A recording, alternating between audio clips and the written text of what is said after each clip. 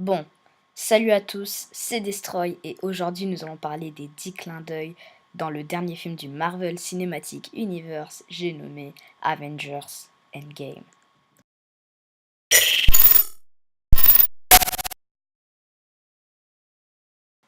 Avant de commencer, une alerte spoiler est mise en place, donc si vous n'avez toujours pas regardé le film, foncez vite le voir avant cette vidéo.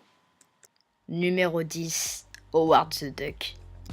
En effet, lors de la bataille finale d'Avengers Endgame, nous pouvons apercevoir Howard the Duck à côté de la guêpe avec les héros face au grand antagoniste, j'ai nommé Thanos.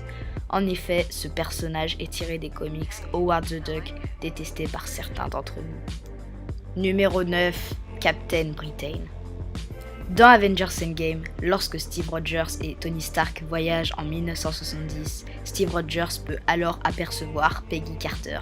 Cette dernière mentionne le nom de Braddock, ce qui fait référence à Brian Braddock, j'ai nommé Captain Britain. En effet, ce personnage est tiré du comics Captain Britain, qui est le Captain America de la Grande-Bretagne. Numéro 8, Ant-Man. Encore une fois, lorsque Tony Stark et Steve Rogers voyagent en 1970, nous pouvons apercevoir à côté de Hank Pym un casque faisant référence aux comics d'Ant-Man. Et c'est exactement la copie parfaite de celui-ci. Numéro 7, le voyage dans le temps. En effet, lorsque Captain America remonte dans le temps, c'est-à-dire en 2012, c'est-à-dire lors du premier Avengers, nous pouvons apercevoir dans le film que Captain America se trouve avec des agents du SHIELD qui se veulent en réalité être des agents d'Hydra. Mais vu que Captain America le savait déjà, Captain America souffla dans l'oreille à Crossbones, Heil Hydra, faisant référence aux comics Captain America. Numéro 6, la A-Force.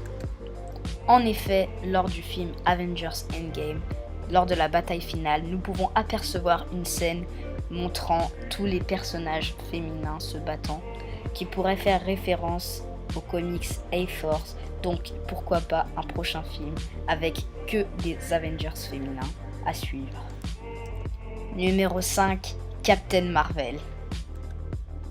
En effet, si vous avez regardé Avengers Endgame, vous avez dû apercevoir que Carol Danvers, j'ai nommé Captain Marvel, s'est coupé les cheveux, faisant bien sûr référence aux comics Captain Marvel.